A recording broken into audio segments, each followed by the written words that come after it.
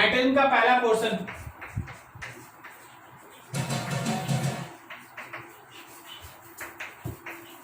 concept of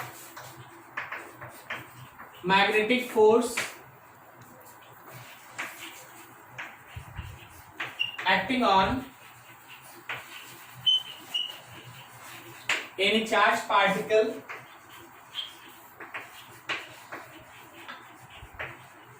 when it is projected in magnetic field.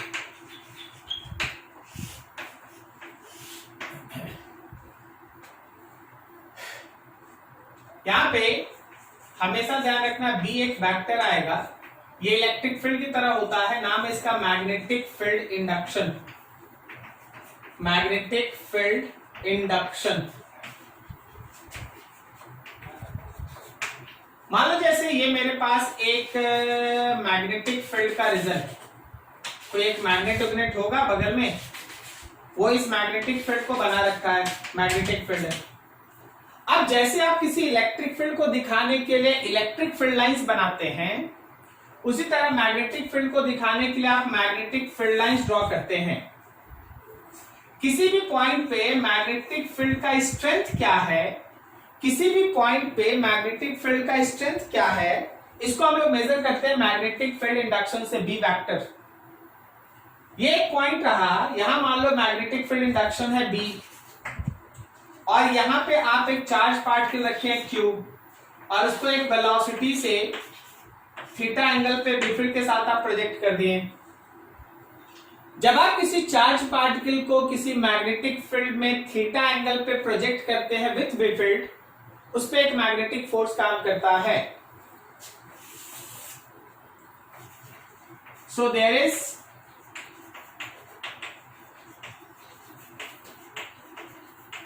magnetic force acting on plus q, and that magnetic force is given by b q v sin theta। जो magnetic force उस particular charge particle पे काम करेगा that is given as B Q V sine theta. हम इसको तोड़ तोड़ के आपको दो तीन फॉर्म में दिखाते हैं, आप इसको देखिएगा अगर गौर से, तो आपका मैग्नेटिक फोर्स बी फील्ड के ऊपर डिपेंडेंट है, आपका मैग्नेटिक फोर्स चार्ज के ऊपर डिपेंडेंट है, और आपका ये मैग्नेटिक फोर्स डिपेंड करता है बी साइन थीटा पे। पता है बी साइन थीटा मतलब क्या? बी साइन थीटा मतलब वेलोसिटी का perpendicular component. B sine theta में आप गौर करेंगे यहां, तो v का दो कंपोनेंट, एक है हमारे बी फील्ड पे perpendicular which is equals to v sine theta, और एक है बी फील्ड के साथ parallel which is v cos theta. तो आपके पास ये फोर्स, ये मैग्नेटिक फोर्स वेलोसिटी के कौन से कंपोनेंट के ऊपर डिपेंड कर रहा है? परपेंडिकुलर। परपेंडिकुलर मतलब किस पे परपेंडिकुलर वो कंपोनेंट है? मैग्नेटिक फील्ड इंडक्शन के ऊपर परपेंडिकुलर है। क्लियर है? अगर आप किसी चार्ज पार्टिकल को किसी मैग्नेटिक फील्ड में प्रोजेक्ट करते हैं at an angle theta between velocity and B field, तो उस पे लगने वाला फोर्स होगा B Q V sine theta. Now in vector form, चलिए भाई वेक्टर फॉर्म में सोचिए, तो जो भी मैग्नेटिक फोर्स काम कर रहा है that can be written as Q times of B cross B, cross product q times of b cross b। कोई भी चार्ज पार्टिकल को अगर v वेलोसिटी से हम लोग बी फील्ड में प्रोजेक्ट करते हैं, तो in vector form magnetic force acting on that charge particle will be equals to q times of v cross b। Velocity पहले है, उल्टा मत करना। क्रॉस प्रोडक्ट में अगर आपको याद होगा तो a cross b is not same as b cross a, समझा? तो वेलोसिटी पहले होगा, बी फील्ड बाद में होगा। Now there are three special cases you have to remember.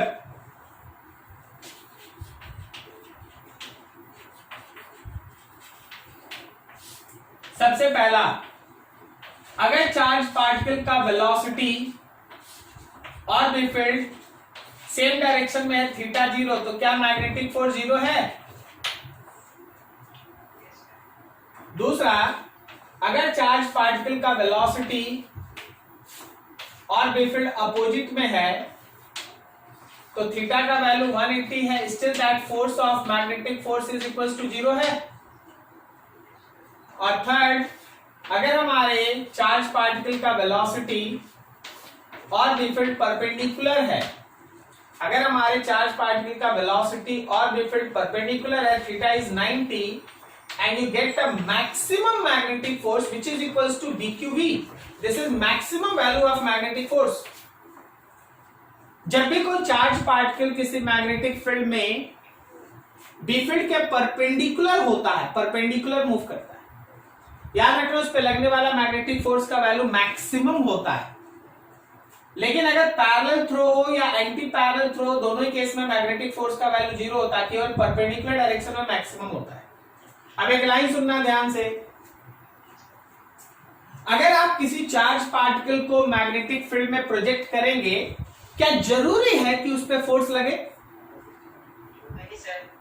दो केस ऐसा है जहां वेलोसिटी होने के बावजूद, बी फील्ड होने के बावजूद लगने वाला मैग्नेटिक फोर्स का वैल्यू 0 होता है, सही है ना? तो इस लाइन को आप दिमाग में बैठा लीजिएगा। सो in magnetic field, if any charge is projected, it may or may not experience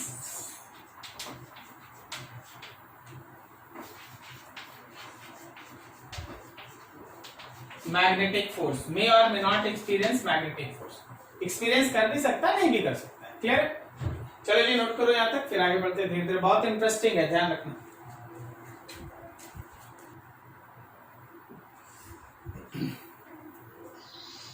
तो हर एक लाइन कुछ मीनिंग बताता है। जैसे यहाँ पे ये लिखा हुआ है, ये बताता है कि जितना स्ट्रॉन्ग मैग्नेटिक फील्ड लीजिएगा फोर्स उतना स्ट्रॉन्ग होगा। ये बताता है कि चार्ज का मैग्नीट्यूड जितना ज्यादा होगा फोर्स उतना स्ट्रॉन्ग होगा। तुमको ये बताता है कि वेलोसिटी जितना ज्यादा परपेंडिकुलर होगा उतना ज्यादा फोर्स होगा। मतलब ये है कि अगर वेलोसिटी बहुत ज्यादा बी फील्ड की तरफ झुका हुआ है तो फोर्स कम है, और अगर वेलोसिटी बी फील्ड के ऊपर परपेंडिकुलर है तो फोर्स ज्यादा है। तो इन सब का एक लॉजिकल मीनिंग होता है, लॉजिक से समझना पड़ता है इन सब चीज को कि हाँ ये लिखा क्या है। बाकी मैथमेटिकल एक्सप्रेशन तो प्रोपोर्शनल, इनवर्सली, ये सब कुछ मीनिंग नहीं रखता ना फिजिक्स में। फिजिक्स में है कि कॉन्सेप्ट क्या बन रहा है। जितना स्ट्रॉन्ग बी फील्ड लेंगे उतना ज्यादा फोर्स, जितना बड़ा चार्ज लेंगे उतना ज्यादा फोर्स, ठीक है। जितना ज्यादा वेलोसिटी को बी फील्ड के परपेंडिकुलर रखेंगे उतना ज्यादा फोर्स। ये sub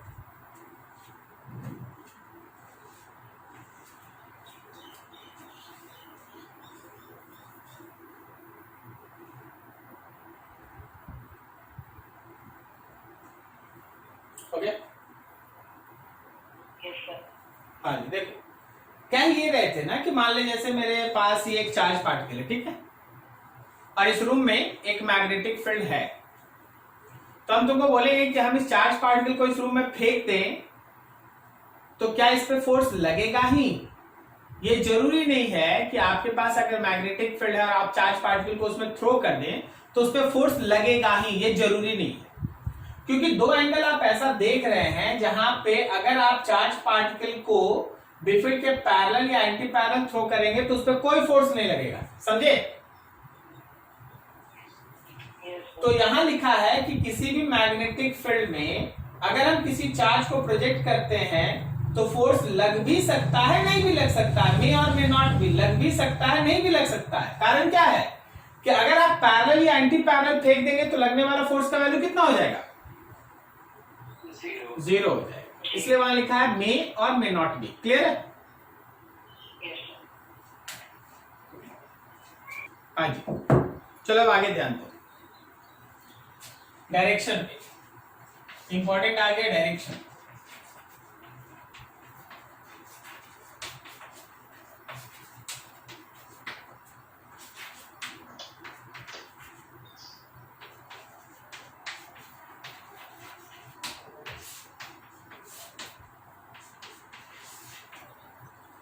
direction of magnetic force on q in B field. ठीक है, देखो एक बात तो अभी पक्का था कि मैग्नेटिक फोर्स का वैल्यू हो गया Q times of B cross T. तो यहां से हम दो लाइन लिखते हैं, ध्यान से समझना। वीडियो ब्लर आ रहा है? ठीक है सर। उमंग बाबू नेटवर्क इशू, ठीक है। देखो अगर मेरा चार्ज है पॉजिटिव, पहला चार्ज पॉजिटिव है, तो मैग्नेटिक फोर्स का जो डायरेक्शन होगा, जो भी हम लोग B क्रॉस B का डायरेक्शन डिसाइड करेंगे, राइट हैंड रूल पढ़ा है ना 11। तो जो हमारे B क्रॉस B का डायरेक्शन होगा, मैग्नेटिक फोर्स का वही डायरेक्शन होगा। कब? जब चार्ज हो पॉजिटिव। लेकिन अगर तुम्हारा चार्ज है निगेटिव, तो जो भी हमारे B क्रॉस B का डायरेक्शन होगा, मैग्नेटिक फोर्स उसके अपोजिट में होगा। समझा क्या? Yes sir. सर इसका मतलब समझेगी, चलिए हम दिखा देते हैं, देखिए जरा गौर से।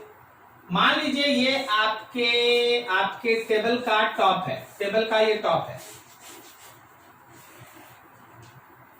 ये तुम्हारे टेबल का पैर सब है। अब आप इस टेबल में किए क्या, एक चार्ज पार्टिकल को लिए और इधर था बी फील्ड और इस डायरेक्शन में था वेलोसिटी, उसका बीच का एंगल था थीटा। तो क्या इसका B क्रॉस सॉरी उल्टा V क्रॉस B अगर करेंगे तो नीचे आएगा थंब। हाँ, तो देखो ये यहाँ V क्रॉस B का डायरेक्शन नीचे है, V क्रॉस B नीचे है, तो V क्रॉस B का डायरेक्शन हम लोग डिसाइड कर लिए राइट हैंड थंब रूल से। अब देखो अगर ये चार्ज है पॉजिटिव, तो जो हमारे V क्रॉस B का डायरेक्शन वही हमारे मैग्नेटिक फोर्स का डायरेक्शन है। क्लियर हुआ? लेकिन अगर ये चार्ज होता नेगेटिव, तो V क्रॉस B नीचे था, तो मैग्नेटिक फोर्स ऊपर होता।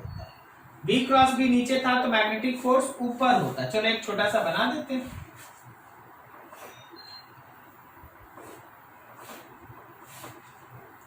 अगर मान लीजिए ये रहा हम लोगों का बी फील्ड, ये रहा वेलोसिटी, बीच का एंगल थीटा, और यहाँ चार्ज है माइनस क्यू।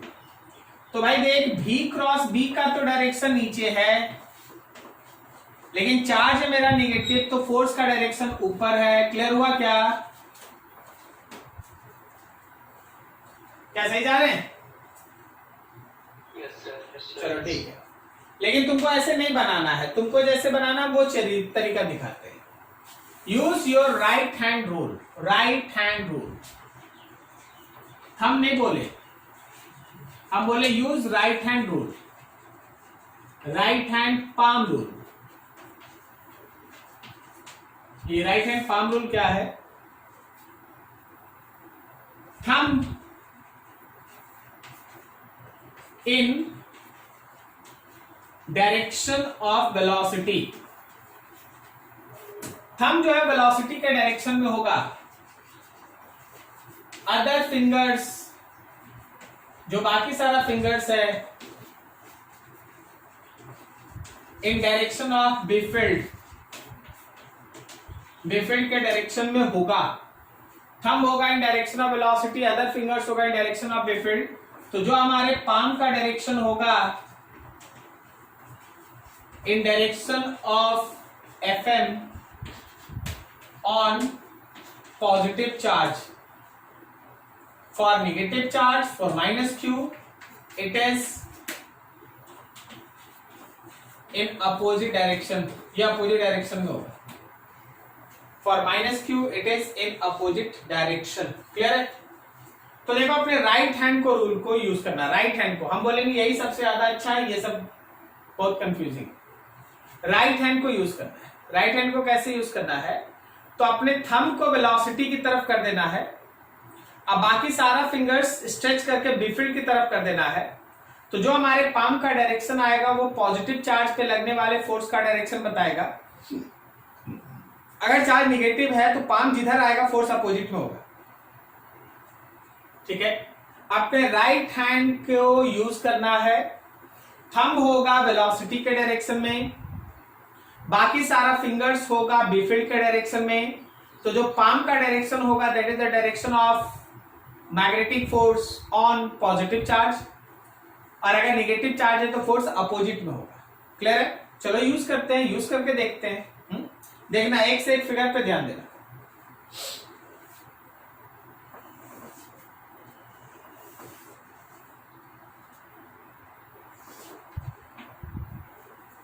ये एक्स एक्सेस, ये वाई एक्सेस, ये जेड एक्सेस। ओके,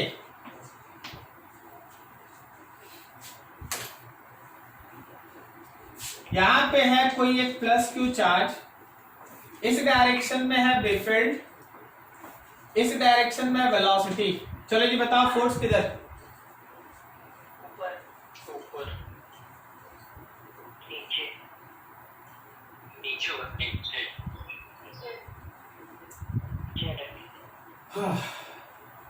कैसे बोला जी ऊपर तुम लोग? नीचे। हाँ अभी तो नीचे हो रहा है, लेकिन शुरुआत में तो ऊपर ही बोला ना, सब कोई सुना ना? बोल नहीं सकता कि हम अकेले सुने। हाँ वेरी गुड वेरी गुड। ऊपर पड़ेगा राइट हैंड, रोलर लगाएगा लेफ्ट हैंड। राइट हैंड से नीचे। ओहो,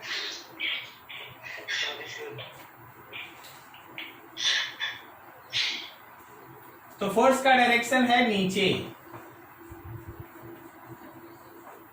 सब कोई बताइएगा डायरेक्शन, कहीं कोई डाउट होगा पूछिएगा। हाँ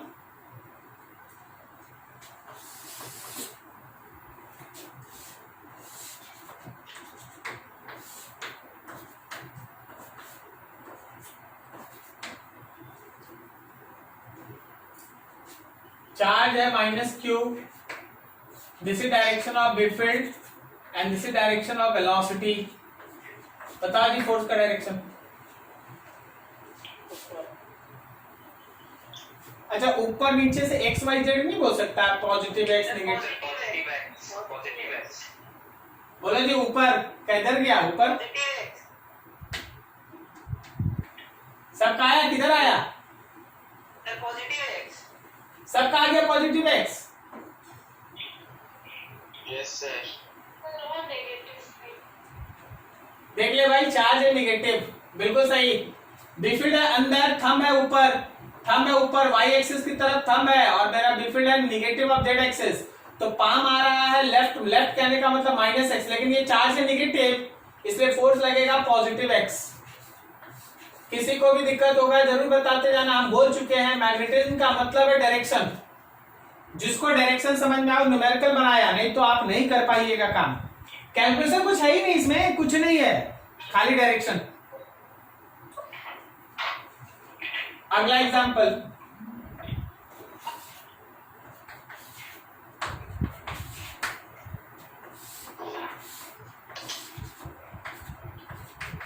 ईस्ट है, नॉर्थ है, बाकी हमको पता नहीं। तुम जानता होगा ये वेस्ट कहलाता है, ये साउथ कहलाता है, ये क्या कहलाता है? ये अपवर्ड है, ये डाउनवर्ड, समझा? नॉर्थ नॉर्थ दूगो नॉर्थ नहीं होता। North east. हाँ नॉर्थ ईस्ट, वेरी गुड। नहीं सर। अरे धन्य प्रभु, मजाक कर रहा है तू? वाह वाह, वेरी गुड, मस्त, अच्छा है। बी फील्ड है अपवर्ड, बी फील्ड है अपवर्ड, और तुम्हारा चार्ज थ्रो है नॉर्थ की तरफ। चार्ज कैसा है भाई? तो निगेटिव है, चार्ज थ्रो है नॉर्थ की तरफ। चल बता बता, वेलोसिटी, फोर्स का डायरेक्शन बोल। इधर वेस्ट की तरफ आ रहा सबका। पाम किधर आ रहा तुम्हारा? पाम किधर आ रहा है? पाम आ रहा है ईस्ट की तरफ। सबका सही है ना? देखो बी फील्ड है, बी फील्ड है, थंब बाहर आएगा कि अंदर जाएगा? अंदर जाएगा, तो पाम अपने आप ईस्ट की तरफ आएगा, लेकिन चार्ज है नेगेटिव, सो फोर्स का डायरेक्शन होगा वेस्ट की तरफ। क्लियर है? This is magnetic force. अब आप लोग तो लग रहा है कुछ समझ गए हैं, तो हम यहाँ पे एक क्वेश्चन सेट तैयार कर रहे हैं। तुम फटाफट इसका आंसर है ना बना के हमको बताना, अभी नहीं, पहले क्वेश्चन देखो।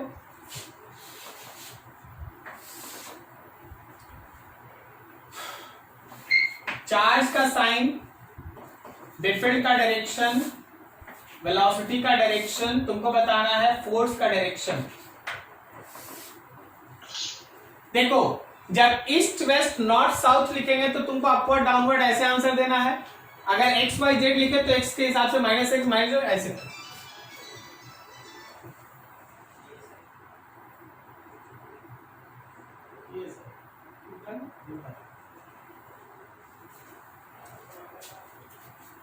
पॉजिटिव नॉर्थ वेस्ट भरना उधर, negative positive X positive Z भरिएगा उधर। Charge is negative upward east अपने से उधर, चार्ज इज पॉजिटिव, ठीक है। यहां पे लिखते हैं साउथ, यहां लिखे हैं वेस्ट, खुद से भरना उधर। और एक चार्ज इज नेगेटिव, यहां है डाउन, यहां है ईस्ट अपने से। चलो नोट करो इसको अच्छे से, उसको भरो। थर्ड वाला क्या लिखा सर, नेगेटिव या पॉजिटिव चार्ज? ये नेगेटिव चार्ज।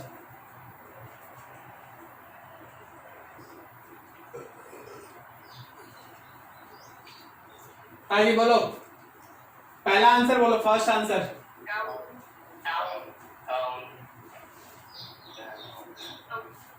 किसी का आप आया क्या? सबका डाउन आया, ठीक है। हम चेक नहीं कर, आया आपको, आया किसी का? अच्छा ठीक है, चलो फिर बना लेते हैं ना। देख बीफील्ड है नॉर्थ की तरफ, बीफील्ड नॉर्थ मतलब अंदर, और वेलोसिटी है वेस्ट की तरफ, तो वेस्ट मतलब इधर ना, ऐसे होगा ना पाम।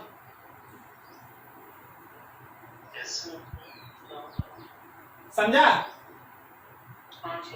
फिर क्या कर रहा था, लिखते लिखते बना दिया था क्या? नहीं सर।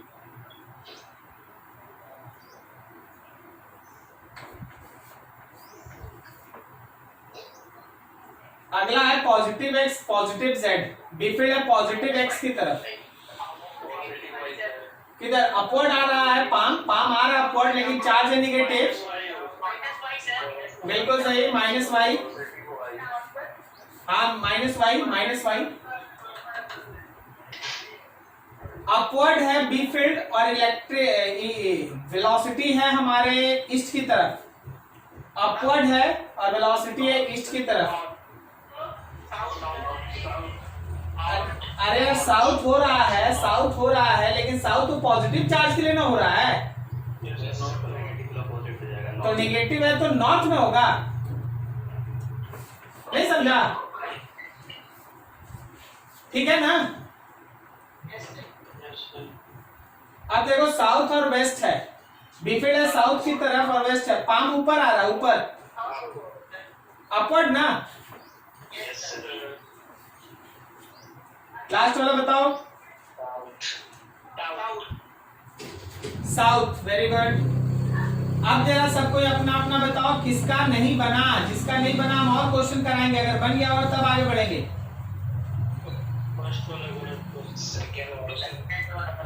अच्छा हम एक चीज, अगर आप कोई भी 2-3 सही कर लिए और कोई अगला गलती हो गया, इसका मतलब वो केयरलेस मिस्टेक है, लेना था इधर ले लिया उधर, इसलिए गलती हो गया। समझ में आ रहा क्या बोल रहे हैं? अगर किसी का एक भी नहीं बना इसका मतलब उसको डाउट है। अगर आप मान लीजिए 1 2 3 4 5 क्वेश्चन में आप 3 बनाए हैं, 2 गलत है, तो 2 गलत क्यों है यार? उसको थोड़ा केयरफुली थोड़ा मेंटेन कर ले। बोलो जी। ठीक है, एक नया क्वेश्चन पे काम करते हैं ना, फिर एक नए क्वेश्चन पे काम करते हैं, दोबारा इस पे क्या करेंगे। ठीक है, चलो यहां देखते हैं क्वेश्चन। बिना डायरेक्शन के हम लोग आगे नहीं बढ़ेंगे, हमको सीखना ही है डायरेक्शन, बिना उसके हम आगे काम कर ही नहीं पाएंगे। फिर से एक बार हम लोग करेंगे। देखो मान लो जैसे हम तुम्हारे सामने एक छोटा सा एक फिर से एक एग्जांपल हम बताने का कोशिश करते हैं आपको। चलिए हम एक्सिस बदल रहे, देखिए जी, ये एक्स एक्सिस, ये वाई एक्सिस, ये जेड एक्सिस, कोई दिक्कत तो है नहीं। देखिए मान लीजिए यहाँ पे एक चार्ज रखा है, वो चार्ज है पॉजिटिव और उसका बी फील्ड इधर है और उसका वेलोसिटी ऊपर है। अब आपसे पूछा गया फोर्स का डायरेक्शन बताओ, तो अपने राइट हैंड के फिंगर्स को स्ट्रेच करना है, थंब को वेलोसिटी की तरफ और बाकी सारे फिंगर्स को बी फील्ड की तरफ रखना है। तो ये रहा सारा फिंगर और ये रहा थंब, थंब ऊपर सारा फिंगर इधर, तो पाम अंदर है ना, पाम अंदर है, चार्ज पॉजिटिव है तो फोर्स अंदर होगा ना।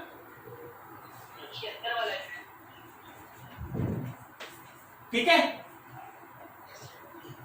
जिनका डाउट है समझ में आया? देखो जिनको समझ में आ गया प्लीज मत बोलो, ठीक है, सबको समझने दो, उन लोगों को भी थोड़ा कहीं इश्यू हो जाता है, उन सबको समझ दो। जरूर देखो अगला देखो, चलो एक और एग्जाम, एक और एग्जाम।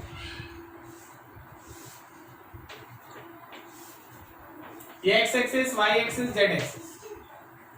इस बार क्या किया ना, यहां पे ले लिए इलेक्ट्रॉन। अब इलेक्ट्रॉन क्या होता है आप समझिए, ऊपर में है बी फील्ड और इस डायरेक्शन में वेलोसिटी। बोलो जी फोर्स किधर लगेगा? देखिए जिनका आ गया प्लीज मत बोलिए, जिनका नहीं आ रहा था वो लोग ट्राई करो बोलने का। अब गलत होगा फिर हम समझाएंगे, कोई इशू नहीं है, गलत सही होते रहता, कोई इशू है ही नहीं, नहीं समझेंगे फिर बताएंगे। बोलो जी -y, very good. B field ऊपर है, वेलोसिटी लेफ्ट में है, पाम अंदर जा रहा है, तो अगर पॉजिटिव चार्ज होता तो +y, लेकिन निगेटिव चार्ज है तो फोर्स -y, वेरी गुड।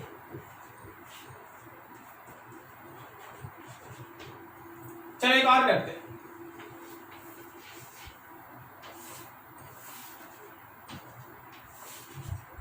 ये ईस्ट है, ये नॉर्थ है, ये अप है, ऑब्वियसली ये डाउन होगा and so on so on.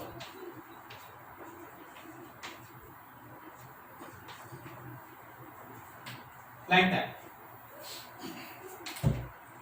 अब यहां पे आप ले लिए हैं प्रोटॉन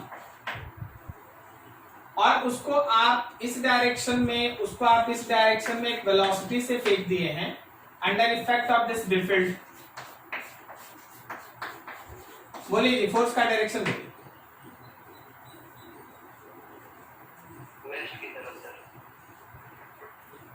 बोलो बोलो, जिनको दिक्कत था ट्राई करो बोलने का, किस डायरेक्शन में आएगा फोर्स?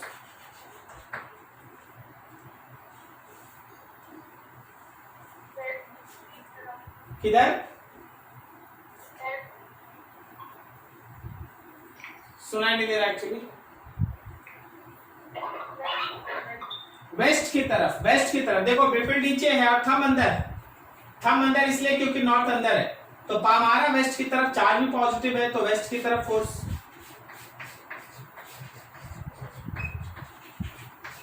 बस यही बताया जा रहा, बाकी प्रैक्टिस है, आप प्रैक्टिस कीजिएगा सब कुछ क्लियर होगा। अच्छा इस पूरे डिस्कशन में जितना भी अभी बोर्ड पे बना रहा है ये सब, क्या तो एक चीज तो कंक्लूड कर ही सकता है ना कि जो मैग्नेटिक फोर्स है वो परपेंडिकुलर है वेलोसिटी पे as well as B field पे। कोई दिक्कत किसी को इस लाइन को समझने में? हर फिगर में कोई भी फिगर उठा लो, तुमको दिखेगा कि जो मैग्नेटिक फोर्स है वो वेलोसिटी और बी फील्ड दोनों पे कैसा है, दोनों पे कैसा है? परपेंडिकुलर है, तो दोनों पे हम लोगों का परपेंडिकुलर। ठीक है, अब यहां पे आप थोड़ा सा और आगे बढ़िएगा, यहां से इंपॉर्टेंट कुछ एस्पेक्ट्स निकलता है, हम लोग को उन सब चीज पे ध्यान देना। चलो ठीक है, थोड़ा यहां तक नोट कर लो, फिर अब रफ करेंगे, अब आगे बढ़ जाएंगे। डायरेक्शन समझ में आया सबको?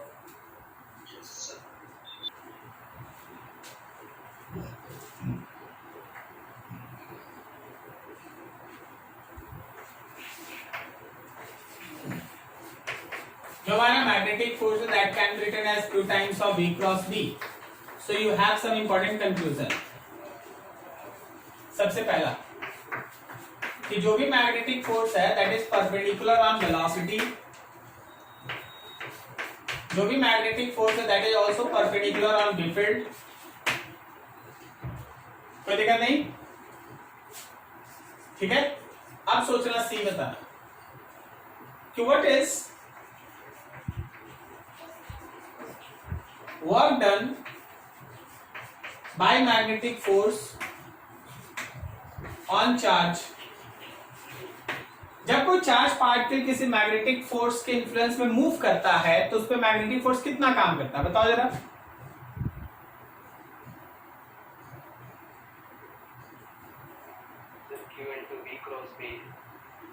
Actually zero,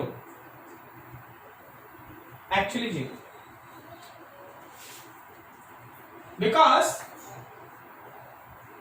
magnetic force perpendicular है वेलोसिटी पे।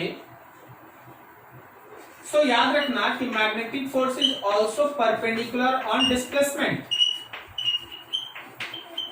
अरे वेलोसिटी का तो वही डायरेक्शन होगा जो डिस्प्लेसमेंट का डायरेक्शन है, क्या बोलता है? तो तुम्हारा मैग्नेटिक फोर्स है वो डिस्प्लेसमेंट पे भी परपेंडिकुलर है, क्लियर है? Therefore work done by magnetic force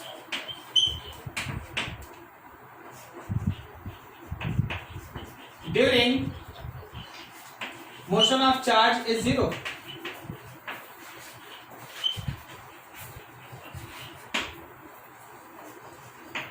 जब कभी भी कोई भी चार्ज पार्टिकल मैग्नेटिक फील्ड में मूव करेगा तो मैग्नेटिक फोर्स हमेशा वेलोसिटी पे परपेंडिकुलर होगा, इसलिए उसका किया गया वर्क भी हमेशा जीरो होगा।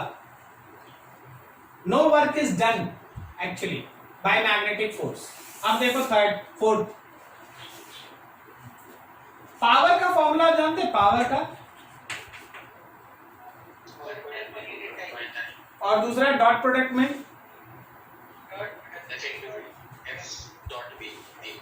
फोर्स और वेलोसिटी के बीच का डॉट प्रोडक्ट। ओके, अब they are perpendicular, then what is the dot product? Zero.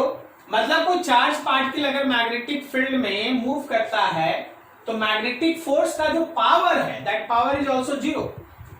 Magnetic force does not supply any kind of work or energy, so power is zero. ये देखना, velocity of charge is not constant, but magnitude of velocity of charge is constant. क्या ये समझा तुम लोग? जब भी कोई चार्ज पार्टिकल किसी मैग्नेटिक फोर्स के इन्फ्लुएंस में मूव करता है, जब भी कोई चार्ज पार्टिकल किसी मैग्नेटिक फोर्स के इन्फ्लुएंस में मूव करता है तो मैग्नेटिक फोर्स का किया गया वर्क जीरो है, उसका पावर जीरो है, तो स्पीड कांस्टेंट होगा।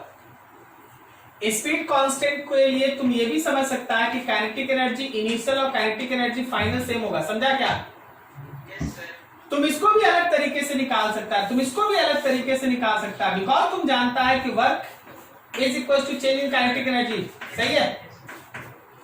अरे भाई वर्क ही जीरो है तो चेंज इन काइनेटिक एनर्जी में final kinetic energy minus initial kinetic energy, उसको इधर ले आए तो kinetic energy initial is equal to kinetic energy final. Correct हुआ? मतलब जब चार्ज पार्टिकल मूव करेगा हमारे इस पर्टिकुलर मैग्नेटिक फील्ड में तो फोर्स हमेशा ही वेलोसिटी पे परपेंडिकुलर, डिस्प्लेसमेंट में परपेंडिकुलर होगा। फोर्स हमेशा ही वेलोसिटी पे परपेंडिकुलर, डिस्प्लेसमेंट पे परपेंडिकुलर होगा। सो फोर्स का किया गया वर्क जीरो है, फोर्स का सप्लाइड पावर जीरो है, काइनेटिक एनर्जी का चेंज जीरो है, स्पीड कांस्टेंट है। हाँ, वेलोसिटी कांस्टेंट नहीं है क्योंकि डायरेक्शन बदलेगा। क्या ये लाइन समझ में आ रहा है? Yes sir. Speed constant, velocity is not constant, kinetic energy is constant, but what about momentum? अरे नहीं भाई, नहीं constant due to change in direction. क्या सही बोले? Yes sir. हाँ, अगर तुमसे बोल दे एफ के बाद जी बोल दे कि what is about magnitude of change in momentum, then your answer is zero. Magnitude of change in momentum, ये गलत हो गया। देखना तो 2 लाइन लिखेंगे, समझ के बताना थोड़ा, 2 लाइन लिख रहे हैं थोड़ा बहुत क्लोज समझ के बताना।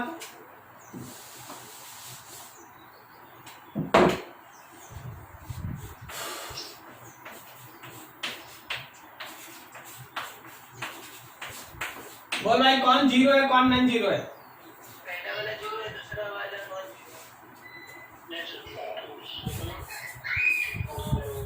एक सेकंड। हाँ रुके हुए कोई नहीं। पहला वाला जीरो नहीं है, दूसरा वाला जीरो। फर्स्ट वाला जीरो है कि नॉन जीरो? दूसरा वाला जीरो। दूसरा जीरो है सर। फर्स्ट वाला है कि चेंज इन मैग्नीट्यूड निकालो, चेंज इन मोमेंटम निकालो, बाद में मैग्नीट्यूड निकालो, जीरो भी हो सकता है नॉन जीरो भी हो सकता है, लेकिन ये तो बताया गया ना कि magnitude remains constant so change is always zero. ठीक है, तो ये सब छिपा हुआ, आप जरा देखना सोच के बताना।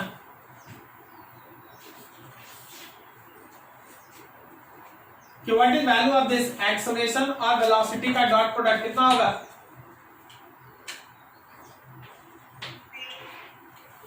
बोलो बोलो। जीरो होगा सर। जीरो होगा क्योंकि फोर्स और वेलोसिटी परपेंडिकुलर है, तो डॉट प्रोडक्ट जीरो। अभी और लिखते जा रहे हैं। इसी तरह एक्सेलरेशन और रिपीट के बीच का डॉट प्रोडक्ट कितना होगा? अरे जीरो हो गया। अगर हम तुमसे बोले कि एक्सेलरेशन और डिस्प्लेसमेंट के बीच का डॉट प्रोडक्ट, फिर से जीरो होगा। सही है? Yes sir. ठीक है, तो अगर हम तुमसे ये पूछ दें कि मैग्नेटिक फोर्स और एक्सेलरेशन के बीच का क्रॉस प्रोडक्ट, फिर से जीरो होगा क्योंकि जो फोर्स का डायरेक्शन है वही एक्सेलरेशन का डायरेक्शन है, क्रॉस प्रोडक्ट में साइन थीटा होता है। क्या करते हैं आप लोग? ठीक है, हाँ कंफ्यूज तो होना ही है। अब तो बोले यहाँ मैथमेटिक्स नहीं है तो इसका मतलब ये हल्का थोड़ी ना है। कहीं हम तुमको बोले क्या कि चैप्टर बहुत आराम से पढ़ लेगा? हम बोले मैथमेटिकल ट्विस्ट नहीं है। बाकी तो ये चैप्टर बाकी दोनों का है ना सबसे अच्छा है। नोट करो ठीक से।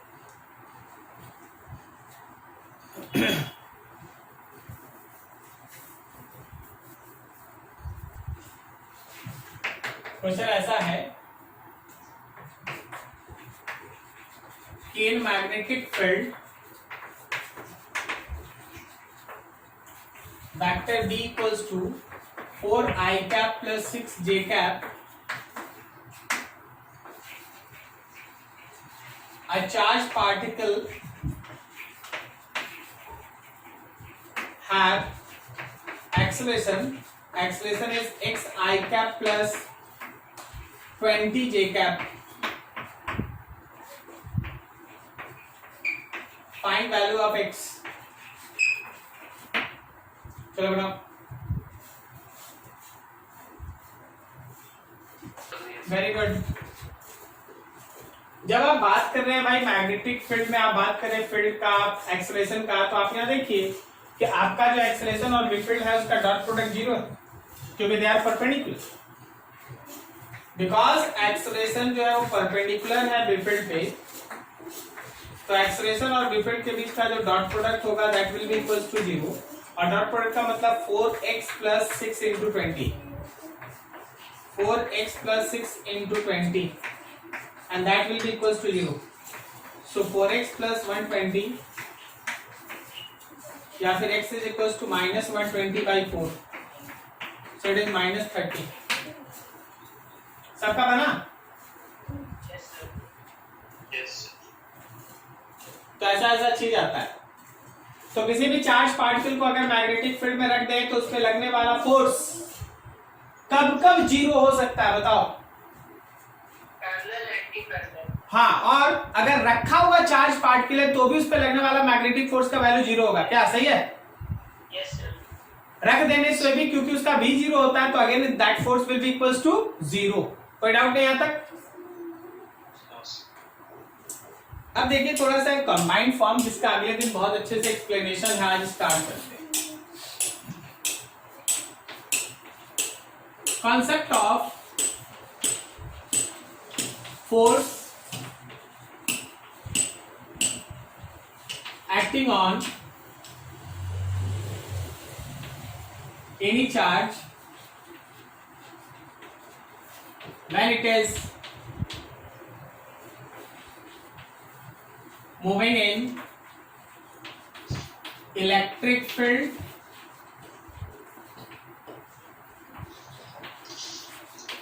as well as magnetic field। एक साथ दोनों फील्ड मौजूद है। कोई एक पर्टिकुलर सिस्टम है जिसमें इलेक्ट्रिक फील्ड और मैग्नेटिक फील्ड दोनों एक साथ मौजूद है, तो अगर दोनों एक साथ मौजूद है और उसमें चार्ज पार्टिकल किसी वेलोसिटी के साथ मूव कर रहा है, तो याद रखना कि उस पे जो फोर्स लगता है वो दोनों फील्ड की वजह से लगने वाला फोर्स होता है। तो आप इंडिपेंडेंटली अलग अलग सेपरेटली आप चाहें तो ड्यू टू इलेक्ट्रिक फील्ड, आप इलेक्ट्रिक फील्ड की वजह से इलेक्ट्रिक फोर्स लिख सकते हैं Q times of E, and due to magnetic field आप मैग्नेटिक फील्ड की वजह से फोर्स लिख सकते हैं Q times of B cross B। अब अगर किसी बॉडी पे एक समय में एक से ज्यादा फोर्सेस साइमल्टेनियसली लगता है, तो आप क्या करते हैं? आप रिजल्टेंट निकालते हैं। तो आप जब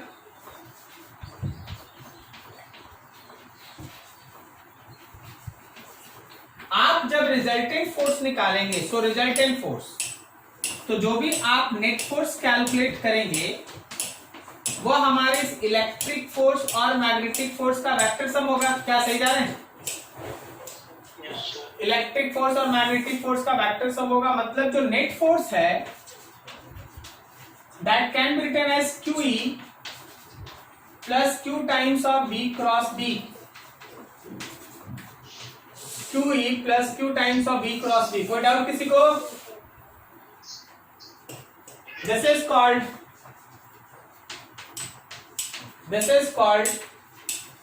Lorentz force, LORENTZ, Lorentz force. इसको हम लोग लॉरेंट फोर्स कहते हैं। मतलब एक साथ अगर कोई चार्ज पार्टिकल इलेक्ट्रिक फील्ड और मैग्नेटिक फील्ड दोनों में एक साथ रखा हुआ है, तो उस पर इलेक्ट्रिक फील्ड की वजह से फोर्स काम करेगा QE, मैग्नेटिक फील्ड की वजह से फोर्स काम करेगा Q times of B cross B। जब आप उसका रिजल्टेंट निकालेंगे तो वो दोनों का वेक्टर सम होगा, and that particular net force is called magnetic Laurent force और लॉरेंट फोर्स। अब इन दोनों में हमको कुछ ज्यादा कुछ बताना ही नहीं, दोनों आप डिटेल में पढ़ चुके हैं। जो हमारा QE है इसका डायरेक्शन यू नो दैट ना, प्लस Q जो E का डायरेक्शन होता है वही F का डायरेक्शन होता है, करेक्ट ना, माइनस Q जो E का डायरेक्शन होता है F उसके अपोजिट में होता है। पढ़े आप लोग? और इसके बारे में तो अभी तुरंत डिस्कशन किए हैं, तब जरा गौर करना। मान ले जैसे यहाँ एक छोटा सा फिगर बनाते, सोच के, हाँ बस ये फिगर आज खत्म कर देंगे, बस X Y Z अच्छे से। यहाँ पे है एक charge particle plus Q।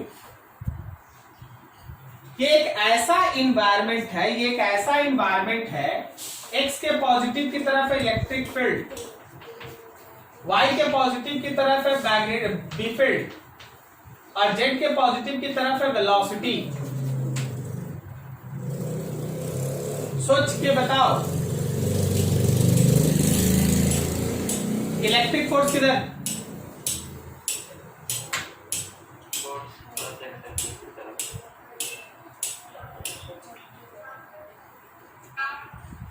Force बताओ, प्लस Q पे किधर?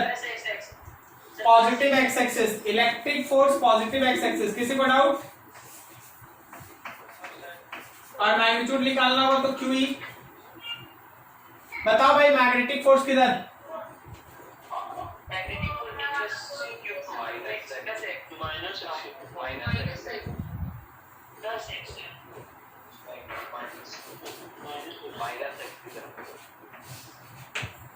माइनस एक्स की तरफ, सही है ना? अब अगर मान लो अभी इस फिगर के हिसाब से हम बोले कि चल भाई दोनों का रिजल्टेंट फोर्स निकाल दे, तो ऐड करेगा कि सब्सट्रैक्ट कर दे, वेक्टर फॉर्म है तो सब्सट्रैक्ट कर देंगे, they are in opposite direction. अभी अगर हम तुमसे बोले कि नेट फोर्स का मैग्नीट्यूड बता दो, तो तुम बोलना sir QE minus BQB, QE minus BQB। बोले सर BQB साइन थीटा। अरे भाई साइन थीटा या थीटा 90 है, समझा क्या? Yes, sir. ठीक। तो ये हमारा कलेक्शन था। अगले दिन यहां से हम लोग आगे बढ़ेंगे। आज आप इतना नोट करें, ये स्टार्टिंग क्लास है। अगले दिन जब पढ़ाएंगे उसके बाद आप न्यूमेरिकल बनाइएगा। अगले दिन में पूरा क्लास होगा। इतना जितना भी पढ़े एकदम ध्यान से समझ के बैठना। Magnetism is all about your mind game. Copy pen कुछ नहीं काम आएगा इसमें। पेन कॉपी रख के ऐसे आंसर टिक कर सकता है बैठ के देख के, ठीक है? तो ये सब चीज ध्यान रखना, नोट करो बढ़िया से।